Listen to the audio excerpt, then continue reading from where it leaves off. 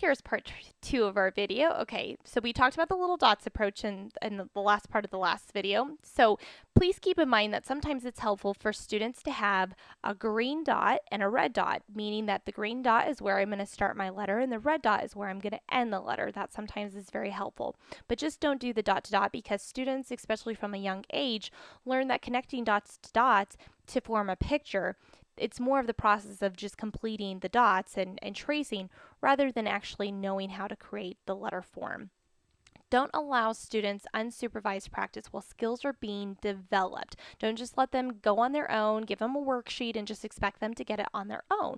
You need to make sure that you are supervising, at least walking around and making sure that they are not rushing through the activity, that they're actually taking the time to learn how to form the letters. Don't forget immediate feedback. If you see that they did a really great job on the first three C's, tell them that they did a great job on the first three C's. Don't forget to emphasize student analysis. You need to make sure that you're looking for common errors or what they're commonly doing, and don't fail to provide close range models. Don't provide only drills of letter production. That's the other part of this. Don't just hand them a handbook and a notebook worksheet type of thing to do independently and just expect them to write 26 letter A's and for that next 15 minutes to keep them quiet. That is not the intent, and you're actually going to, for some students, ruin their experience with learning how to write their letters. Okay. As I mentioned, there are commercially handwriting programs and software. I've given you the links here. Here's some more links. Teaching keyboarding. Now, this is what I highly suggest for students who have great OT concerns or students who are getting up in age and their handwriting is just not getting any better and improvement has kind of ceased. Also, if it's an emotional issue for students, there's no harm in teaching them how to use a keyboard. Just make sure that students have a keyboard and a computer or something available to them when they're doing their writing. There is no point to try to teach them keyboarding if they're not ever going to get the opportunity to actually use it as a tool for their writing. So I know that sounds really silly, but I've had teachers send their kid to take a keyboarding class, but when it comes to writing, they still force them to use paper pencil. That's not the point. Keyboarding typically can be taught even in the middle schools as a elective basically, but just to know that there are programs out there, there are free programs out there that can really help students to work on keyboarding, but to actually use it as a tool to help them.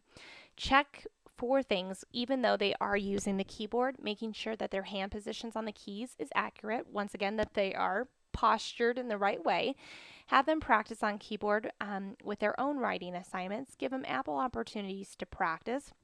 Assure students that their speed will pick up, that it's a process, but they'll eventually get it, just like they did with handwriting. Demonstrating and modeling for them is very important. Start by emphasizing form, not speed. Check for fingers on keys and thumbs on spacebar. As skills improve, have them work on speed. Set school-wide procedures for keyboarding and involve families to support keyboarding at home if they have the resources available. One thing to note too, if I've had some students who are quicker typers, if they're using the finger peck poke system, I personally cannot do that, but I've had students who actually are much faster at using just their first two fingers than they are using all of them just because of the dexterity within their hands. So keep that in mind as you're having students work on the keyboard. Basically, that is it. I know that I covered a great deal in these last two videos for handwriting. There's a lot to it. Once again, it's something that you have to determine what's appropriate for your students and making the best decision for them as best you can, and try to make this a very pleasant experience because the goal is for them to be able to utilize writing or typing on a keyboard as a tool to being able to accomplish another task. If you have any questions or you have any other thoughts that you would like to share with me, feel free to email or call during my office hours on Friday. Thank you so much, and I hope you have a great week.